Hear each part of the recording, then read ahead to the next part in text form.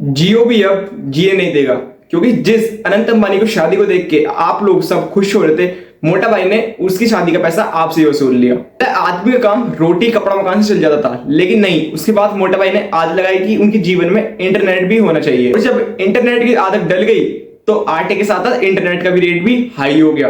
और जब ये चीज मोटा भाई ने करी तो उसके साथ साथ सेम चीज वीआई और एयरटेल ने भी कर दी, और एक ही झटके में तीनों कंपनियों ने मिलकर 50,000 करोड़ से भी ज्यादा का मुनाफा कर लिया।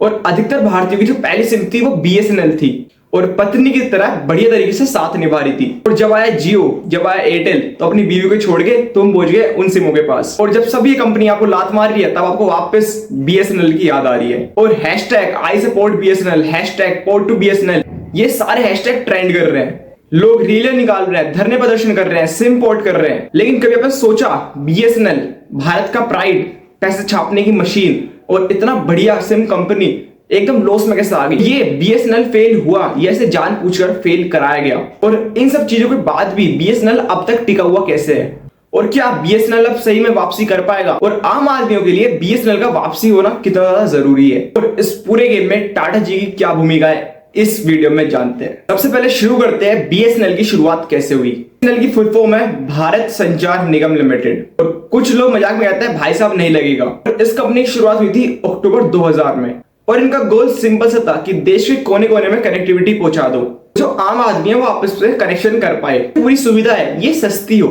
और इन सब गोल्स के साथ बीएसएनएल मार्केट में एंट्री लेता है। इस मार्केट में पुरानी कंपनियां तो थोड़ी बहुत थी, लेकिन उनका तो सिंपल सा रोल था कि हमें तो सिर्फ शहर में ही ऑपरेट करना है, क्योंकि लोग हैं जो उतने पैसे से उस सिम को अफोर्ड भी कर सकते हैं और हमें मुनाफा भी देंगे।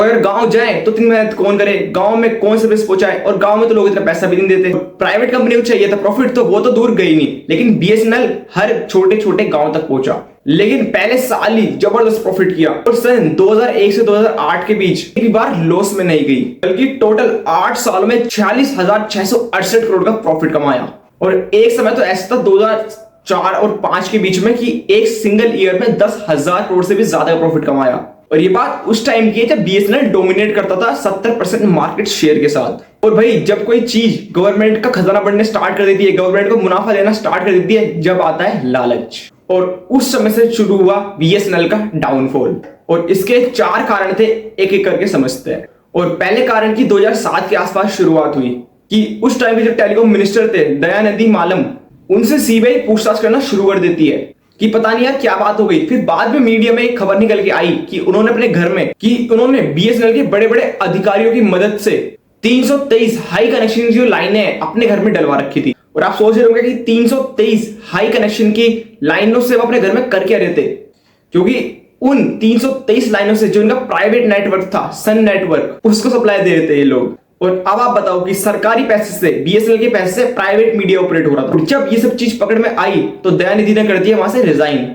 और उस टाइम पे थी गठबंधन की सरकार, तो जिस टाइम पे उन्होंने रिजाइन करा उसी टाइम पे उसी सरकार से कोई दूसरा अधिकारी आ गया, ए राजा, वो बने टेलीकॉम मिनिस्टर। और उस टाइम बीएसएनएल ट्राई करा था वायरलेस टेक्नोलॉजी लाने का कि हम लोग स्पेक्ट्रम बांटेंगे और ये पूरे देश में जगह जगह जाएगा और वायरलेस डेटा ट्रांसफर होगा और मस्त इंटरनेट लोगों को मिलेगा। और ये जो 2G स्पेक्ट्रम होना था, होने से पहले ही हो गया इसमें बहुत बड़ा घोटा, क्योंकि जो अखबार में 1,86,000 करोड़ का घोटाला आ रहा था, उस घोटाले के कारण की वजह से बीएसएनएल के बुरे दिन शुरू हो गए। और ऐसा लॉस लगा बीएसएनएल को कि वो लॉस हर साल बढ़ता ही चला गया, और आज तक बीएसएनएल ने प्रॉफिट की शक्ल नहीं देखी। और आखिर में सुप्रीम कोर्ट ने ए राजा को बरी कर दिया। और इस चीज को भी हम घोटाला कह सकते हैं नहीं कह सकते, वो तो आप लोग हमें बता देना। और अब बीएसएनएल में गलतियां निकल गई 2 बड़ी बड़ी, कि एक तो टेलीकॉम मिनिस्टर घर में लाइनें लगवा रहा है और दूसरा टेलीकॉम मिनिस्टर घोटाले कर रहा है। तो अब की बार बीएसएनएल पे आ गई सबकी नजरें कि भाई बीएसएनएल में तो बहुत बड़ी गड़बड़ी चल रही है, कि ये तो है हमारे देश की दूध देने वाली गाय, इसे चेक करो। बीएसएनएल के बड़े बड़े टेंडर छोड़ो, जो छोटे छोटे टेंडर है उन पे भी निगरानी रखो। और जब जांच शुरू हुई तो छोटी छोटी टेंडर्स में भी गड़बड़ियां निकलनी शुरू हो गई, जो फिर पता चला कि भाई साहब ऐसी ऐसी कंपनियां टेंडर भर रही है जिनके कोई एड्रेस ही नहीं है, नाम पता ही नहीं है, शेल कंपनीज है। और नोकिया जैसी बड़ी कंपनी रिजेक्ट हो रही है और शेल कंपनीज को टेंडर मिल रहे हैं, और इधर पूरी गड़बड़ी चल रही है। और उधर दूसरे एयरटेल अपना पूरा एक्सपेंशन करे जा रहा है, वोडाफोन अपना एक्सपेंशन कर रहा है, और इनको कोई रोकने वाला था ही नहीं। और प्राइवेट प्लेयर दौड़ रहे हैं और इधर बीएसएनएल के हाथ पैर बांध दिए कि जब भी बीएसएनएल कोई नया ऑर्डर लेने जाए तो उसकी जांच होगी, इसमें गड़बड़ी तो नहीं निकलेगी, अलग चीजों पर रिस्ट्रिक्शंस लगा दी।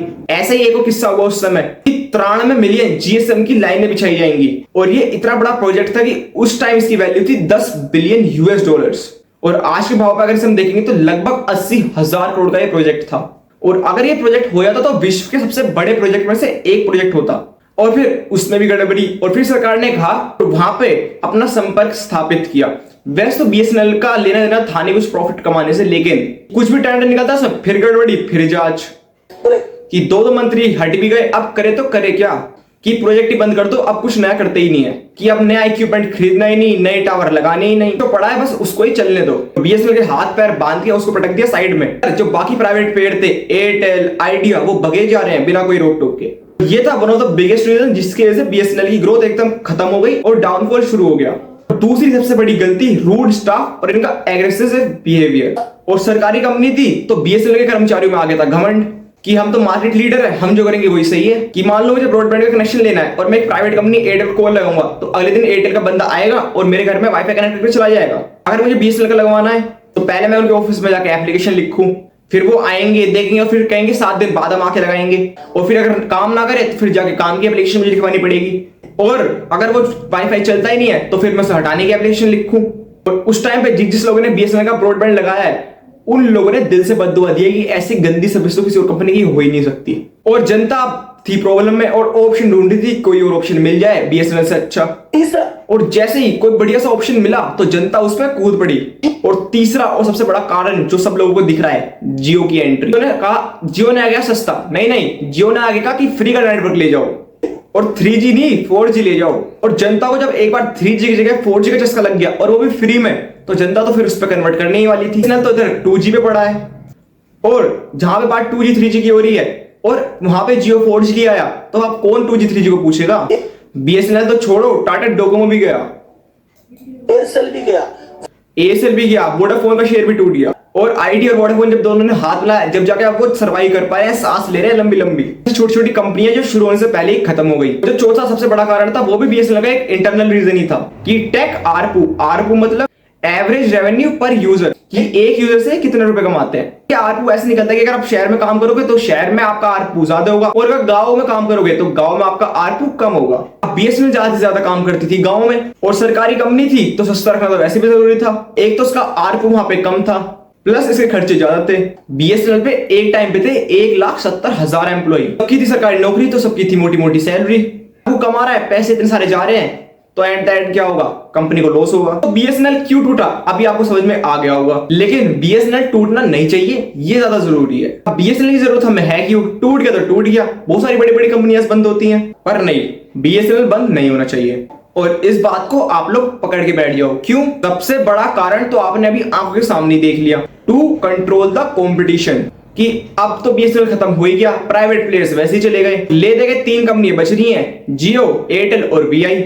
इन्होंने भी अपने प्राइस हाई कर दिए और ये 3 कंपनियां मिलके 90% शेयर लेके बैठी हैं। और ये तीनों मिलके जो भी चीज डिसाइड कर लेंगी होनी वही है। और इन्हें अपनी रेट को कंट्रोल करने के लिए कोई भी डर ही नहीं है इनके मन में, क्योंकि और कोई प्लेयर है ही नहीं मार्केट में और हम जो चाहेंगे वही रेट कर देंगे। जनता के पास ऑप्शन ही क्या है। लेकिन अगर उसी के कंपटीशन में बीएसएनएल का नेटवर्क अवेलेबल हो और कहें कि हम भी देंगे 4G, हम भी देंगे 5G, तो इन तीनों कंपनियों के अंदर में एक डर पैदा हो जाएगा। और जैसे ही ये कंपनियां 10 रुपए भी बढ़ाएंगी वैसे ही सारी जनता स्विच होकर बीएसएनएल पे आ जाएगी। तो फिर ये सारी कंपनियां डर को लेके अपने रेट को कंट्रोल में रखेंगी। तो इन कंपनियों को डराने के लिए एक कंपनी का खड़ा होना जरूरी है और इसलिए बीएसएनएल का जिंदा होना भी जरूरी है। एक सवाल कि अगर बीएसएनएल की इतनी लंका लगी पड़ी है कि रेवेन्यू आ नहीं रहा, खर्चे इतने सारे ज्यादा हैं, आरपू भी कम है, टेक्नोलॉजी पुरानी है, 4G बहुत कम है, 5G तो है ही नहीं और सर्विस खराब है, तो अभी तक बीएसएनएल जिंदा कैसे है। डोकोमो खत्म हो गया, एयरसेल खत्म हो गया और छोटी मोटी कंपनियों को तो पता ही नहीं कहां गई, तो बीएसएनएल को भी खत्म हो जाना चाहिए था। इसके 2 कारण है। सबसे पहले तो भाई साहब इन्हें दुआओं ने बचा लिया। बीएसएनएल ने ऐसे ऐसे गांव में, ऐसे ऐसे छोटे छोटे कस्बों में और ऐसे ऐसे छोटे छोटे पहाड़ों पे अपना नेटवर्क पहुंचाया कि वहां के लोग जिन्होंने नेट की शक्ल तक नहीं देखी थी उन्होंने इंटरनेट यूज करा। और उन जगहों पे तो अभी तक जियो एयरटेल का नाम और निशान तक नहीं है, तो वहां के लोग तो बीएसएनएल को बंद करेंगे नहीं, तो वहां पे बीएसएनएल अब भी खड़ा है। और दूसरा कारण है बीएसएनएल है एक सरकारी कंपनी जिसे मिलती है सरकार की बैसाखी, सरकार से फंडिंग, सरकार से पैसा।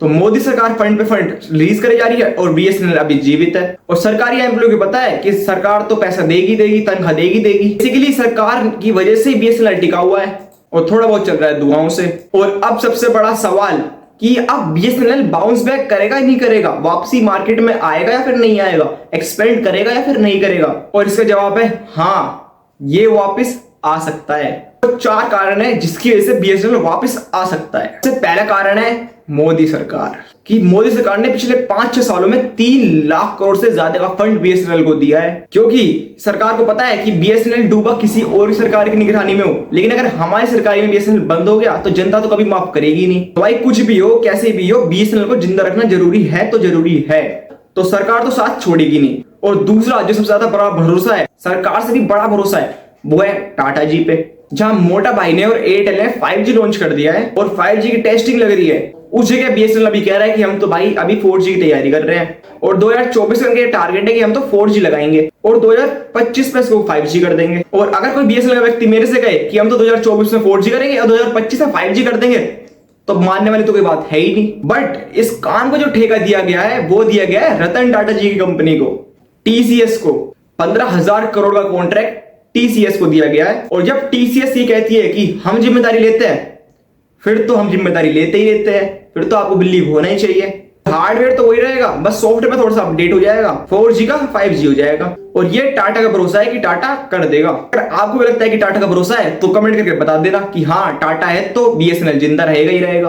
अब आप लोगों को तो आवाज उठानी पड़ेगी, क्योंकि ये जो जियो जिस स्पीड में चल रहा है, तो आज जितना डेटा है वो उस टाइम में दुगना भी कर देगा और आपके पास कोई ऑप्शन रहेगा नहीं, तो आपको परचेज करना पड़ेगा।